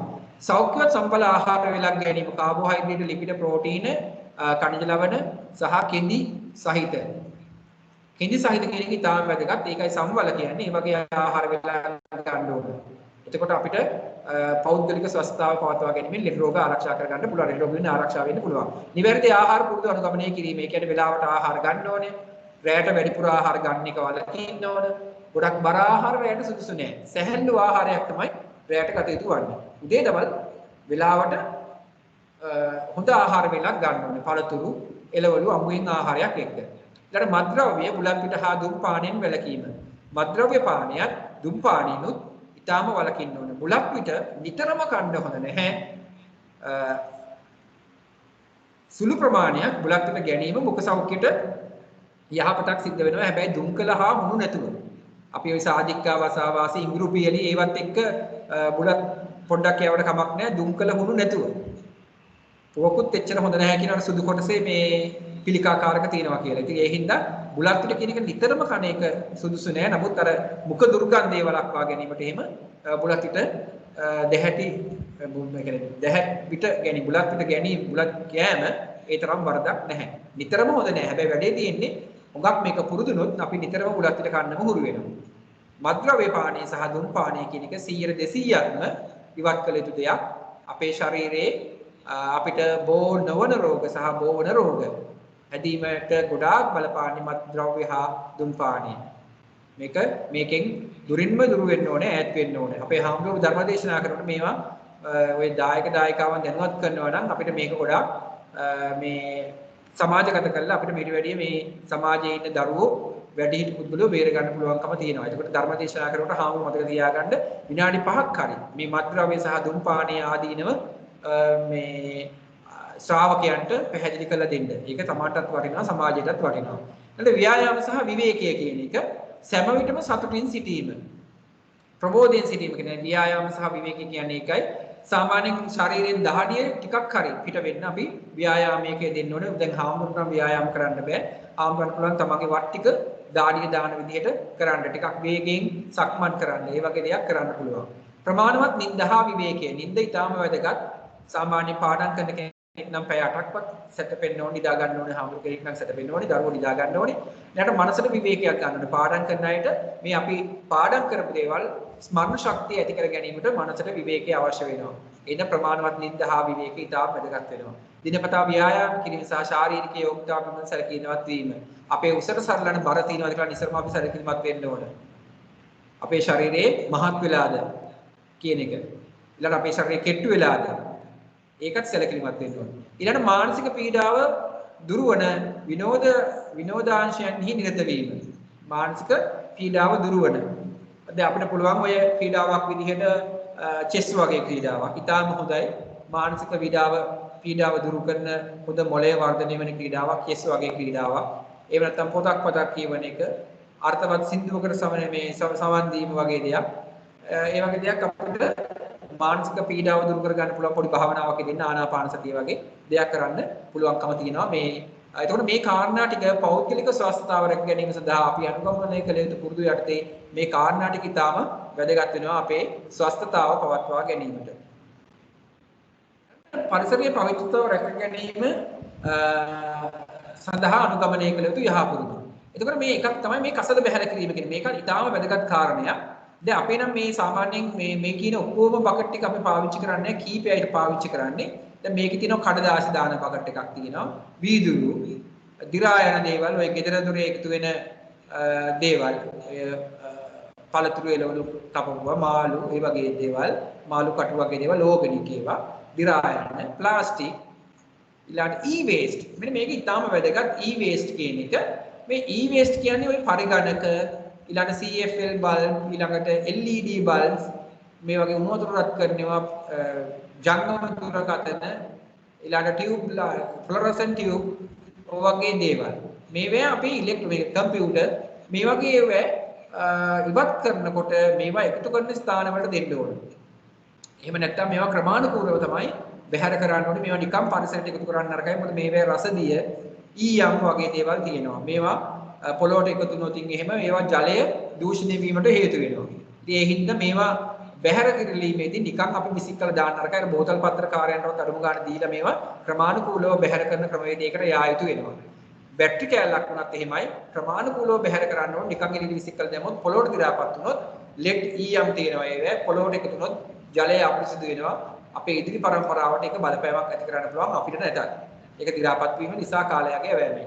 ඒ හින්දා මේ හැම දෙයක්ම මේ e-waste කියන එක නැත්නම් ඉලෙක්ට්‍රොනික අපද්‍රව්‍ය කියන එක බැහැර කිරීමේදී ඉතාලම අපි ප්‍රවේශම් වෙන්න ඕනේ. ඒවා එකතු කරන ස්ථාන අයට දෙන්න ඕනේ.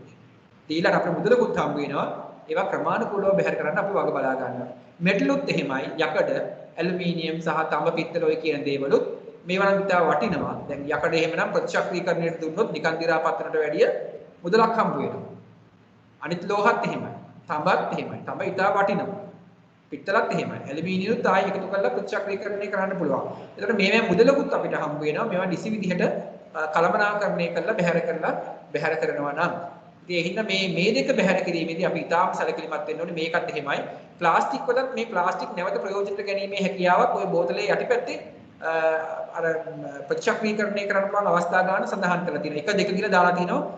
මෙන්න මේ වගේ සලකුණක් ඇතුලේ 1 හෝ 2 දාලා තියෙන්න පුළුවන්, 3 දාලා තියෙන්න පුළුවන්, 4 දාලා තියෙන්න පුළුවන්. ඒකට මේක නැවත පුන භාවිතා කළ හැකි වාර ගන්න තමයි ඒකේ දක්වලා තියෙන්නේ මේ ඉලක්කමයි. ඒතර මේ බෝතල් ප්‍රතිශක්තිකරණය කර හැකි. දැන් අපිට රැකියාවල් නැහැ කියනකොට අපිට පුළුවන් ඕන මේ පරිසරයේ තියෙන ප්ලාස්ටික් බෝතල් ටික එකතු කරලා නම් අපිට රස්සාවක් හොයා ගන්න පුළුවන්. අපිට මේවා එකතු කරන ස්ථාන වල දෙන මුදල් කර ගන්න පුළුවන්. මම දැන් පහුගිය දවසේ ටීවී එකේ දැක්කා එහෙම මේක තාත්තා කෙනෙක් දුර බලාතක එහෙම ප්ලාස්ටික් එකතු කරලා මුදල් කරගෙන තියෙනවා. පරිසරයේ නිකන් විසික් කරන ප්ලාස්ටික් එකතු කරලා අපි එකතු කරන මධ්‍යස්ථානයකට මොන රැකියාව. රැකියාවක් නැති කෙනෙකුට රැකියාවක් හදා ගන්න පුළුවන් ක්‍රමයක් තමයි ඔන්න වගේ ක්‍රමවේද පාවිච්චි කිරීම. ඉතින් මෙන්න මේ කාරණා ටික ඉතාම වැදගත් වෙනවා. වීදුරුත් එහෙමයි. වීදුරුත් ප්‍රතිචක්‍රීකරණයට යොමු කරන්න ඕනේ. කඩදාසිත් එහෙමයි. කඩදාසි අපි හිතනවා මේ අහක දැම්මට කමක් නැහැ කියලා. කඩදාසි අහක දානවා කියන්නේ වැඩිපුර ගස් කපන්න වෙනවා. ගස් වල තියෙන කොළ වලින් තමයි මේ කඩදාසි නිෂ්පාදනය කරන්නේ. ඉතින් ඒක ඉතාම වැදගත් වෙනවා. ඒතර කසල ක්‍රමාත්මක බැහැර කිරීම, ජලය ලබා ගන්නා ස්ථාන පිරිසිදු තබා ගැනීම, වැසිකිලි කැසිලි ක්‍රමාත්මක නඩත්තු කිරීම, කාණුපද්දී ජලය ගලා යන පරිදි නඩත්තු කිරීම, පොලිතීන් ප්ලාස්ටික් වීදුරු වැනි අපද්‍රව්‍ය විදුමත්ව බැහැර කිරීම නැත්නම් ප්‍රතිචක්‍රීකරණය කිරීම ඉතාම වැදගත් වෙනවා. පොල් කටු, ටයර්, වැහිපිලි, මල් පෝච්චි වැනි දේවල් වතුර රැඳීම වළක්වන්න ඕනේ. ඒතර මේ පරිසර පවිත්‍රතාවය තුළින් අපිට ස්වස්ථතාවක් ලබා ගන්න පුළුවන් වෙනවා අපේ පිරිවෙන සහ පාසල් පරිසරයේ පිරිසිදුව තබා ගැනීම. ඔන්න ඔය කාරණා ඉතාම වැදගත් කාරණා. ඊළඟ බෝ නොවන රෝග වැළඳීම සඳහා බලපාන හේතු. බෝ වන ඒවා තමයි අපි ඉස්සෙල්ලා කතා කළේ. බෝ නොවන ඒවා. එතන බෝ නොවන ඒවා කියන්නේ මොනවද? දියවැඩියාව, අදිරුදුර පීඩනය, මේ පෙරමුතින් තියෙනවා ඒ සඳහනක් ඔය ගැන කොටසකහනක්. බෝ නොවන රෝග විදිහට දියවැඩියාව, අදිරුදුර පීඩනය, පිළිකා, හෘද රෝග, ආඝාතය, ඇදුම, වකුගඩු රෝග සහ මානසික රෝග බෝ නොවන රෝග විදිහට අපිට හඳුන්වන්න පුළුවන්. අන්න ඒවා ඇති වෙන්න පුළුවන්, පාලනය කරන්න පුළුවන් සාධක. මේවා ඇති මම කියපු රෝග මෙන්න මේවා නිසා තමයි ඇති වෙන්නේ. සෞඛ්‍යවත් නොවන ආහාර රටා නිසා දියවැඩියාව, අදිරුදුර පීඩනය එහෙම ඇති වෙන්න පුළුවන්. සෞඛ්‍යවත් නොවන ආහාර රටා කිව්වේ ඒකයි. දැන් දියවැඩියාවෙම සීනි අධික ආහාර ගත්තොත් දියවැඩියාව හැදෙනවා. ලුණු අධික ආහාර ගත්තොත් අදිරුදුර පීඩනය හැදෙනවා. පිළිකා හැදෙනවා ඔය ප්‍රෙසර්වේටිව්ස් මොනවද කියන්නේ රසකාරක නැත්නම් වර්ණකාරක කල්තබා මේ ද්‍රව්‍ය එකතු කරලා ලබන කල්තබා ගැනීමේ ද්‍රව්‍ය එකතු කරන ලද ආහාර වර්ග පරිභෝජනය කිරීමෙන්. එතකොට අන්න ඒවා තමයි හේතු වෙන්නේ මේ සෞඛ්‍යයක් නොවන ආහාර රටා. ඒවා ගැනීමෙන් තමයි මේ කියන රෝග හැදෙන්නේ.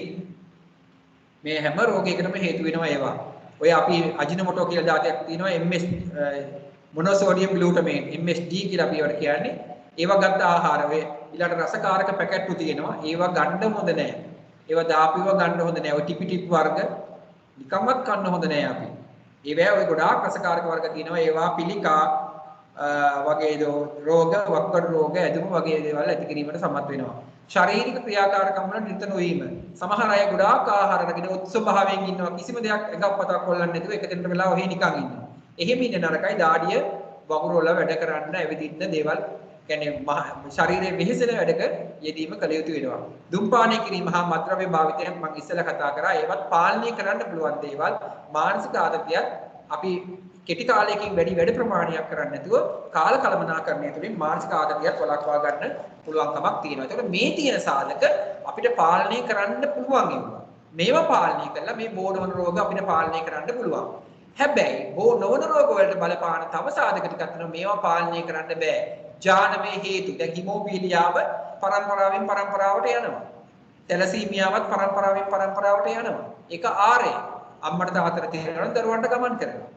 අම්මා තාත්තා වාහකයෙක් නම් දරුවන්ට ඒක ගමන් කරනවා. දරුවා ආයි වාහකයෙ වෙනවා. ඊළඟ පරම්පරාවට ගමන් කරනවා.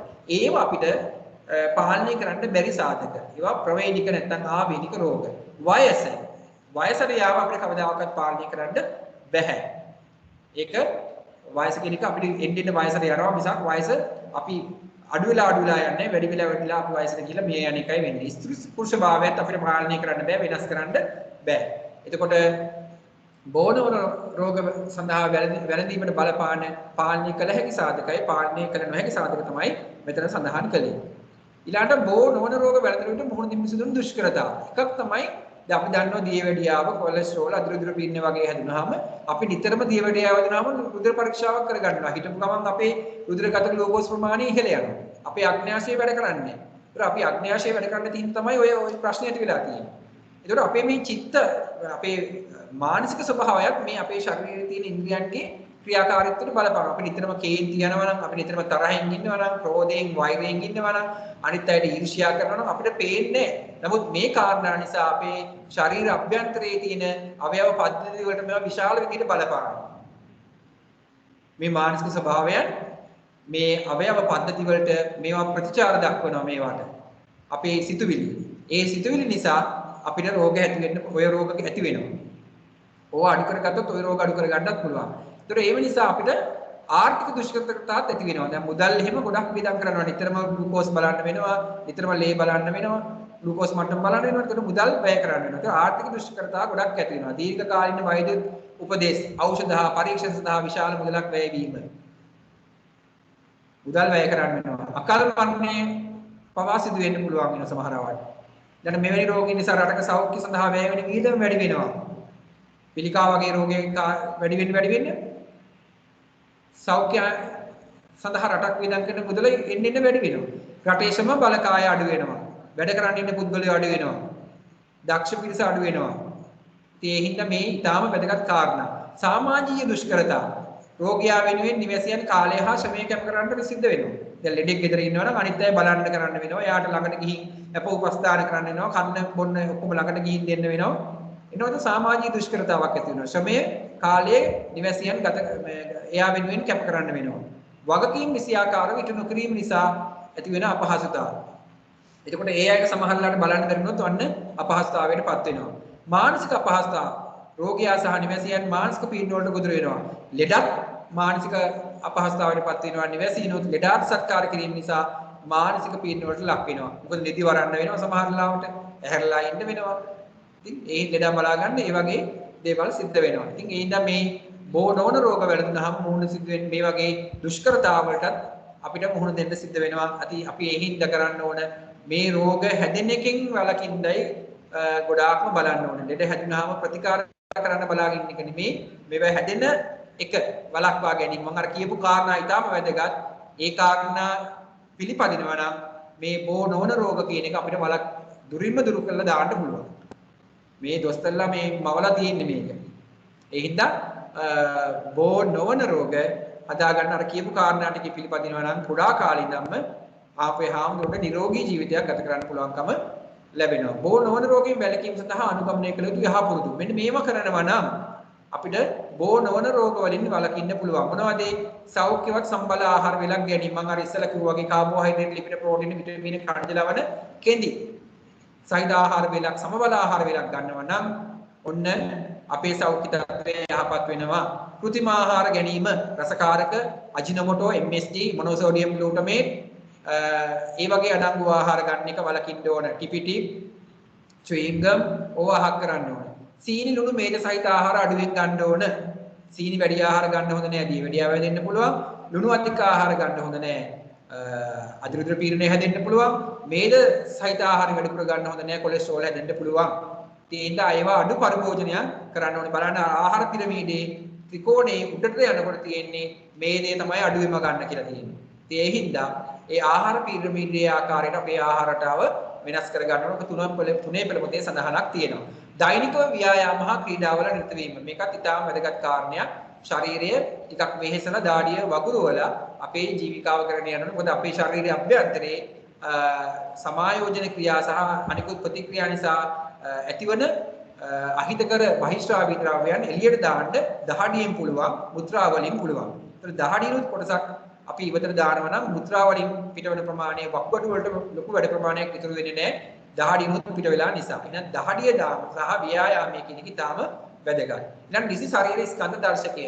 තමන්ගේ ශරීරයේ උසට සරලන බර පවත්වා ගැනීම BMI අගය, body mass index කියන එක. ඒකත් ශරීරයේ බර බෙදුවොත් උසේ වර්ගයෙන් අන්න අපි ඒකට කියනවා ශරීර ස්කන්ධ දර්ශකය කියලා. උස මීටර වලින් අරගෙන බෙදුවාම ඒන ගාන අපිට නියමිතව පවත්වා ගත යුතු ගානේ පවත්වා ගන්නවා නම් අපිට ඔන්න නිරෝගී ජීවිතයක් ගත කරන්න පුළුවන් වෙනවා. ප්‍රමාණවත් නින්දා විවේකයේ විතර සඳහන් කරා. මානසික ආතතියක් මම සඳහන් කරා. දුම්පානය ඔවා ඉස්සර කතා කරපු දේවල්. ඊළඟ භාවනා ආදී මනස සැහැල්ලු වන කටයුතු වල නිරත වීම. අපිට පුළුවන් මෛත්‍රී භාවනාවක් කරන්න. අනිත් අයට මෛත්‍රී කරන්න පුළුවන්. ඊළඟට ආනාපාන සතිය වගේ භාවනාවක් කරන්න පුළුවන්. මනස සැහැල්ලු වෙනවා. ඉතින් ඒවෙන් අපි දැන් නිරෝගීතාවය කියන්නේ සෞඛ්‍යවත් පුද්ගලයා කියන්නේ කායිකව, මානසිකව, ආධ්‍යාත්මික සහ සමාජීය වලින්ම නිරෝගී ඒ ආකාර හතරෙන්ම නිරෝගී වෙච්ච පුද්ගලයා තමයි අපි නිරෝගී පුද්ගලයෙක් කියන්නේ.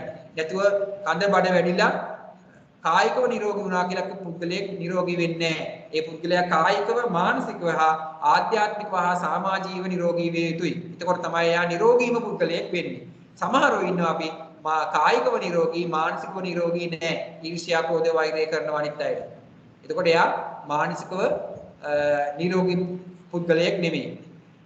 ඉතින් ඒ හින්දා එයා සෞඛ්‍යවත් පුද්ගලයෙක් නොවෙනවා. ලේ නෑයින් සමග විවාහයෙන් වැළකීම. අර ඉස්සෙල්ලා මම කිව්වේ ටැලසීමියාව ලේ නෑයින් සමග තමයි ඔය ඥාති විවාහ නෑනමස්සිනා අපි කියන්නේ. එහෙම විවාහ වුණාම ඔය ලේ නෑයින් සමග විවාහ වීම නිසා ওই රෝගය ඇති වෙන්න පුළුවන් තැලසීමියාව වැනි රෝග. ඒතර ලේ නෑයින් සමග විවාහ වීම සිදු නොකළ යුතු දෙයක් නෑනමස්සිනා වගේ. එතකොට අන්නේ වෙන් වළකින්න ඕන. හරි දැන් අපි පාඩම ඉවරයි. අපි බලමු මේ ප්‍රශ්න වලට උත්තර. මට හාමුදුරුවන්ගෙන් උත්තර ඕන.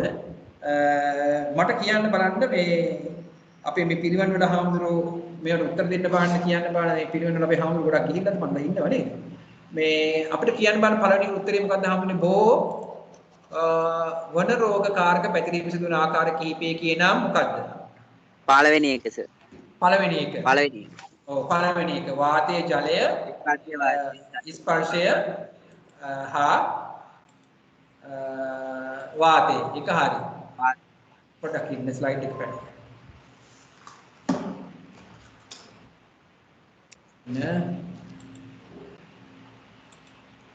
එතකොට මේකේ පළවෙනි එකට එන්නේ මොකද්ද?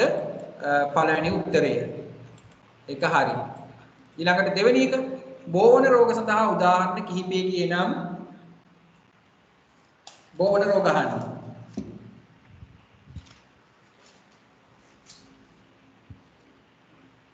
සර් දෙවෙනි එක සර්. දෙවෙනි එක. ඔව් හරි. ඩෙන්ගු බරවා ක්ෂය රෝගය මීුණ. හොඳයි. ආමුරු පාඩම තීරුම් ගන්න තියෙන්නේ. මගේ මහන්සියේ ප්‍රතිඵල තියෙනවා. ඊළඟට බලන්න මේක පේන්නේ නැහැ. චුට්ටක් ඉන්න හම්බුනේ. මම මේක පොඩ්ඩක් පල්ලෙහාට ගන්නකන් ඉන්න.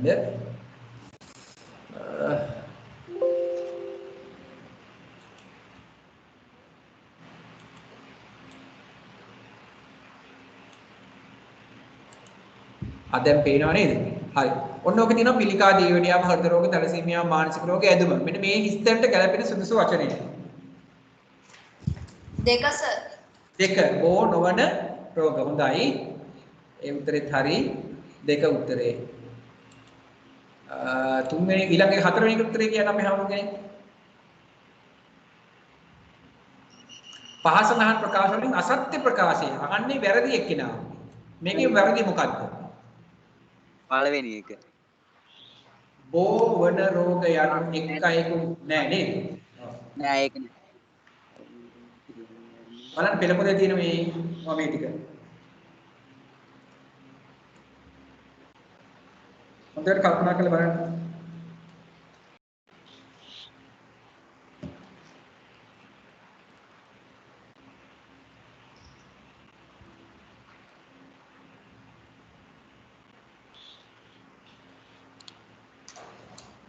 මොකක්ද? අපි බලමු කතා කරලා බෝවන රෝගය යන එක අයෙකුට තවත් අයෙකුට සම්ප්‍රේෂණය වෙන ඒවා. හරි නේද ඒක? ඒක හරි. අර බෝවන රෝග සියල්ල වලාකාලයෙන් සඳහා ප්‍රතිශක්තිකරණයෙන්වත් නිර්මාණය වී ඇත. තියෙනවද එහෙම? නෑ. ඔක්කොටම නෑ නේද? ඔක්කොටම නෑ. ප්‍රතිශක්තිකරණයෙන්වත් ඔක්කොටම හදලා නෑ. එහෙනම් ඒඩ්ස් වලට ප්‍රතිකාරය තියෙන්න එපා. නෑ. ඒක නම් මේක තමයි උත්තරේ ඉන්නේ. පහ බලමු. පහ සඳහන් ABC සිද්ධි යුගල් අධ්‍යයනය කර පළමුවැන්නේ වැඩිවීම දෙවැන්නේ අඩුවීම නෙමේ මේකේ පොඩි වරදක් තියෙනවා මේක වැඩිවීම කියලා හදා ගන්න ඕන මෙතන එන්න ඕනේ වැඩිවීමමයි වැඩි එකමයි අහන්නේ අඩුවීම ගත්තොත් උත්තරයක් නැතුව යනවා මෙතන පොඩි වරදක් තියෙනවා මේකේ printing mistake එකක් මේකේ එතකොට උත්තරේ බලමු සෞඛ්‍යවත් නොවන ආහාරයට අනුගමනය කිරීම වැඩි වෙනකොට අපි ඊතලේ දානවා මෙහෙමයි කිව්වේ උත්තර ගන්නේ බෝ නොවන රෝග වැළඳීමේ අවදානමත් මොකද වෙන්නේ වැඩි දාඩුද බෝ නොවන රෝග නෑ අඩු වෙනවා නෑ නේද බෝ නොවන රෝග වැළඳීමේ අවදානම සෞඛ්‍යවත් නොවන ආහාර රටානේ ඒකත් වැඩි වෙනවා නේ සෞඛ්‍යවත් නොවන ආහාර රටානේ කරන්නේ මේ නොවන සෞඛ්‍යවත් නොවන ආහාර රටා එතකොට ඒකත් වැඩි වෙනවා නේ ආසාදිත පුද්ගලයන් සමග සමීප අසුරක් පවත්වා ගැනීම වැඩි වෙනකොට ලෙඩුත් එක්ක වැඩිපුර ඉන්නවා නම් බෝවන රෝග වැළඳීමේ අවදානම මොකද වෙන්නේ? වැඩි වෙනවා. දැන් ඔය මේවා කියනකොට මේ නිකන් හිතන්න මේ ආසාදිත පුද්ගල කතාව ඕනේ නැහැ. අපි නිතරම ලෙඩුත් එක්ක ඉන්න එක වැඩි වෙනකොට බෝවන රෝගවලදී මේ අවදානමත් වැඩි වෙනවා. එහෙම හිතන්න. ඊළඟ නිසි පරිදි පරිසරය පවිත්‍රව තබා ගැනීම වැඩි වෙනකොට මොකද වෙන්නේ? ඩෙන්ගු අවදානම අඩු වෙනවා. ඒක විතරක් අඩු වෙනවා. එහෙනම් මේකේ මේ උත්තර දෙක තියෙනවානේ. ඒ හින්දා මේකේ ගන්නේ වැඩිවීම කියලා ගත්තොත් තමයි උත්තරේ ගන්න පුළුවන් වෙන්නේ. උත්තරේ AB. මෙන්න මේකයි. මේකයි උත්තරේ. එතකොට අදට පාඩම අවසానයි. එතකොට අපි දැන් අදට පාඩම මම මෙතනින් අවසන් කරනවා. අපි හාමුදුරුවෝ යන්න මත පොඩ්ඩක් ඉන්න.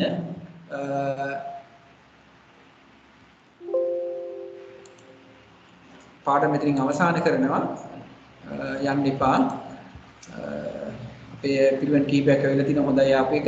ඒකට අපි ලබන සුමානේ කතා කරන්න බලාපොරොත්තු වෙන්නේ ප්‍රථමාධාර පාඩම මටම තමයි මේ පාඩම ආයි කතා කරන්න වෙන්නේ. අපේ මේ සම්පත්දායක පුද්ගලයෝ හරිම අඩුයි මේ සෞඛ්‍ය විෂය උගන්වන්න. ඉතින් මම බොහෝම මහන්සියක් වෙලා තමයි මේක උගන්වන්නේ. අපේ හාමුදුරුවෝ මේකෙන් වැඩක් අරගනී කියලා මට හිතෙනවා. මේ ඒකින් තමයි මම මේක මහන්සියෙන් කරගෙන යන්නේ. තව අපිට පාඩම් දෙකයි කතා කරන්න තියෙන්නේ. අපි එතකොට පාඩම් මේ පොළොමතේ ඔක්කොම පාඩම් ටික කතා කරලා ඉවරයි. ඒතර ලබන සුමානි මම කතා කරන්න බලාපොරොත්තු වෙන්නේ ප්‍රථමාධාර පාඩම. ඒකට සම්බන්ධ වෙන්න මම මේ පාඩම සකස් කරගෙන ඉනවා. මේ අපි එදාට මේ පාඩම කතා කරමු. එතකොට අදට මම මෙතනින් මේ පාඩම අවසන් කරනවා. මේ පාඩමට සම්බන්ධ වීම පිළිබඳව අපේ හාමුදුරුවන්ට ගොඩාක් ස්තුතිවන්ත වෙනවා මම අන්තර්ජාල පිළිවෙල තුලින්. මොකද මට මේ අන්තර්ජාල පිළිවෙලෙන් තමයි අපේ හාමුදුරුවෝ උගන්වන්න වැඩි හාමුදුරුවෝ පාඩක උගන්වන්න අවස්ථාව හම්බ වෙන්නේ. ඉතින් ඒ හින්දා මේ අන්තර්ජාල පිළිවෙල හරහා මේ පාඩමට සම්බන්ධ වීම පිළිබඳව මම හාමුදුරුවෝ ගොඩාක් ස්තුතිවන්ත වෙනවා. ඒ වගේම අදට පාඩම මම මෙතනින් අවසන් කරනවා. අපේ හාමුදුරුවෝ මට ගැටලුවක් තියෙනවා දාන්න.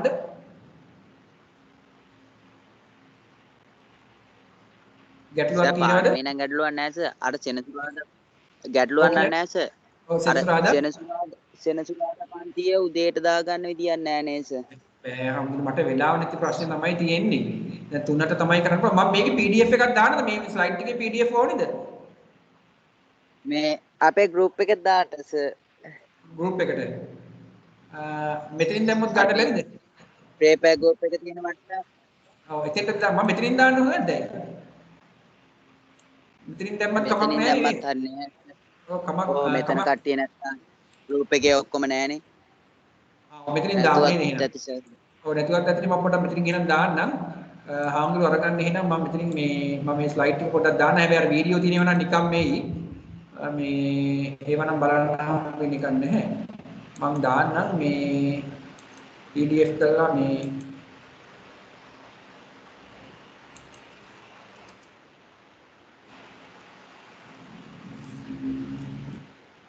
හරි සර් එන පාඩම ඉවරයි නේ සර්. පාඩම ඉවරයි හාමුදුරුවෝ මේ වඩින්න මම මේක දාලා තියන්නම්. ඒකට ගන්න PDF එක. මම PDF එක දාලා තියන්නම්. හරි සර් අරගන්න. ඔව් හරි. හරි තෙරුවන් සරණයි සර්. තෙරුවන් සරණයි. තාම ස්ක්‍රීන් ෂොට් තියෙනව නේද? ඔව් සර්. ඔව් මම ස්ක්‍රීන් ෂොට් එකකින් අයින් වෙනවා ඒකට හරි. ස්ක්‍රීන් ෂොට් තියෙනවා රෙකෝඩ් උත් වෙනවා සර් තාම. ඔව් මම රෙකෝඩ් එක අයින් කරන්න හරි. හරි.